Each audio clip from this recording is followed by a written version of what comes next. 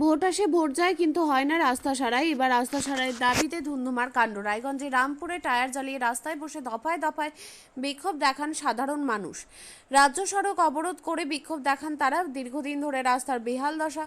প্রায় 2.5 কিলোমিটার রাস্তা প্রায় 1.5 দশক ধরে বেহাল অবস্থায় পড়ে রয়েছে। প্রশাসনকে লিখিতভাবে আবেদন জানালেও কাজের কাজ কিছুই হয়নি। দিনের পর দিন রাস্তার দাবিতে দুয়ারে দুয়ারে ঘুরেও রাস্তার সমস্যা সমাধান হয়নি। তবে এই প্রথমবার নয়, এর আগেও তিনবার রাস্তায় বসে রাস্তার দাবিতে অবরোধ করেছেন তারা। এদিন রাজ্য সড়ক অবরোধ করে বিক্ষোভ দেখাতেই যান চলাচল স্তব্ধ হয়ে যায়। খবর পেয়ে ছুটে আসে রায়গঞ্জ থানা বিশাল পুলিশ বাহিনী এবং ট্রাফিক পুলিশ, কিন্তু পুলিশকে সামনে রেখেই বিক্ষোভ দেখান সাধারণ মানুষ। প্রশাসনের দপ্তরে ঘুরেও কেন তাদের মৌলিক দাবি পূরণ হচ্ছে না বলে প্রশ্ন তুলছেন বিক্ষুব্ধরা। তবে পরিস্থিতি বেগতিক বুঝে ঘটনাস্থলে ছুটে আসেন রায়গঞ্জের যুগ্ম ব্লক সমষ্টি উন্নয়ন আধিকারিক। তিনি এসে আশ্বাস দেন কয়েক ধাপে এই রাস্তা ঠিক করা হবে। তার কথায় অবরোধকারীরা অবরোধ তুলে নেন। তবে নির্দিষ্ট সময়ের মধ্যে রাস্তা ঠিক না হলে আরও বড় আন্দোলনে যাওয়ার হুঁশিয়ারি দেন। দাদা কি নাম এবং কেনই বা পথ অবরোধে সামিল হয়েছেন?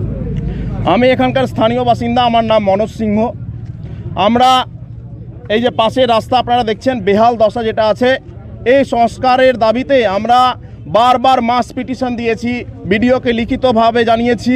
এখানকার জনপ্রতিনিধিরা পাশেই বসে আছেন, দেখতে পাচ্ছেন, প্রত্যেকে জানিয়েছে, কিন্তু কোনোভাবেই এই বিডিও প্রশাসন আমাদের এই রাস্তা সংস্কার করতে পারছে না। বিডিও ম্যাডামের কাছে আমাদের প্রশ্ন, পাশের পঞ্চায়েতে যদি আপনি 2 দিনের মধ্যে রাস্তা সংস্কার করতে পারেন, তাহলে রামপুরে এই বেহাল রাস্তাকে আপনি 7 দিনের মধ্যে কেন সংস্কার করতে পারবেন না? এই মর্মে আপনাকে অবিলম্বে লিখিত দিয়ে এখানকার ওয়ার্ক অর্ডার টেন্ডার করিয়ে ওয়ার্ক অর্ডার জারি করতে হবে। এটাই আমাদের দাবি। এই জন্য আমরা কোথাও থেকে প্রশাসনের সহযোগিতা না পেয়ে বাধ্য হয়ে আজকে আমরা রাস্তায় নেমেছি। পথের দাবি পথে আদায় করার জন্য নেমেছি। এর আগেও তো পথ অবরোধ করেছিলেন, তাতে কোনো কিছু শোনা হয়নি? হ্যাঁ, আমরা অনেকবার করেছি, বললাম তো যে আমরা অনেকবার এখানকার জনগণ সমস্যার সম্মুখীন হয়ে পথ অবরোধ করেছি, কিন্তু এই প্রশাসন শোনেনি। এখানকার মন্ত্রী এই রাস্তাকে হতে দিচ্ছে না, বারবার হস্তক্ষেপ করে এই রাস্তার নাম কেটে দিচ্ছে। ফান্ড আসা সত্ত্বেও এই রাস্তার ওয়ার্ক অর্ডার হতে দিচ্ছে না। আমরা চাই অবিলম্বে বিডিও হস্তক্ষেপ করুক, ডিএম হস্তক্ষেপ করুক এবং এই রাস্তা সংস্কার করুক। আপনিও কি মুরগি প্রতিপালন করে আর্থিক লাভের মুখ দেখতে চান? হরেক রকম প্রজাতির মুরগির শাবক লালন পালন করে বিক্রয় করে লাভবান হতে পারবেন খুব সহজেই। তাহলে আর চিন্তা নেই, আপনার জন্য প্রচেষ্টা নিয়ে এসেছে সেই সুযোগ। একই ফার্মে হরেক রকম প্রজাতির মুরগি পেয়ে যাবেন এখানে রয়েছে করকনাথ মুরগি, এছাড়াও আছে গিনি, ফ্রিগেল, টার্কি দেশি, এছাড়াও কোয়েল মুরগির শাবক পাইকারি এবং খুচরো বিক্রয় করা হয়। যারা মুরগি পালন করে লাভবান হতে চান তাদের সকলকে আহ্বান জানাই আমরা। আজই চলে আসুন আমাদের প্রতিষ্ঠানে। আমাদের ঠিকানা মহারাজাহাট, রায়গঞ্জ, উত্তর দিনাজপুর।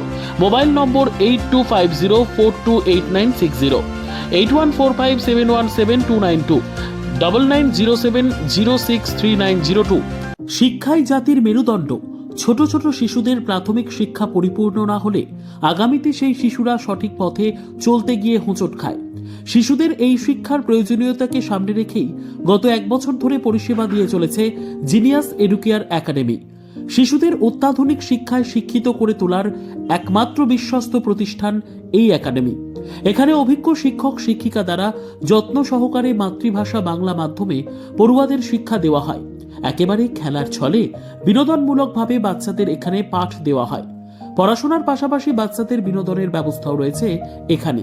তাই আপনার বাচ্চাকে ছোট থেকে অভিনব শিক্ষায় শিক্ষিত করে মানুষের মতো মানুষ করে তুলতে হলে এই শিক্ষা প্রতিষ্ঠানের উপরে ভরসা করতেই হবে।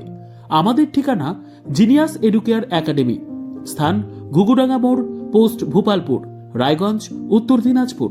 মোবাইল নম্বর 9563630109 অথবা 7029042308।